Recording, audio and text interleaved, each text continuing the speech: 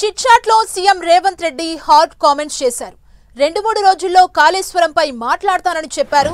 తాను ఉన్నంత వరకు బీఆర్ఎస్ నేతల్ని కాంగ్రెస్ లో చేర్చుకునే ప్రసక్తి లేదని చెప్పారు. పరోక్షంగా కవిత కాంగ్రెస్ లో చేరుతారన్న ప్రచారంపై క్లారిటీ ఇచ్చారు. అసెంబ్లీ రౌడీ సినిమాలో భాషా గ్యాంగ్ల బీఆర్ఎస్ నేతల పంచాయతీ ఉందని ఎద్దేవా చేశారు. మీడియాను తమ వైపు తిప్పుకునేందుకు బీఆర్ఎస్ డ్రామాలు చేస్తుందని మండిపడ్డారు సీఎం రేవంత్. ఇటు తన ఢిల్లీ పర్యటన పైన క్లారిటీ ఇచ్చారు రేవంత్ రెడ్డి.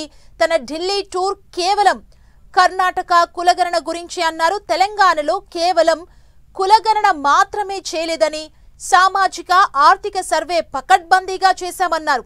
దేశానికి ఆదర్శంగా నిలిచేలా సర్వే జరిగిందన్నారు.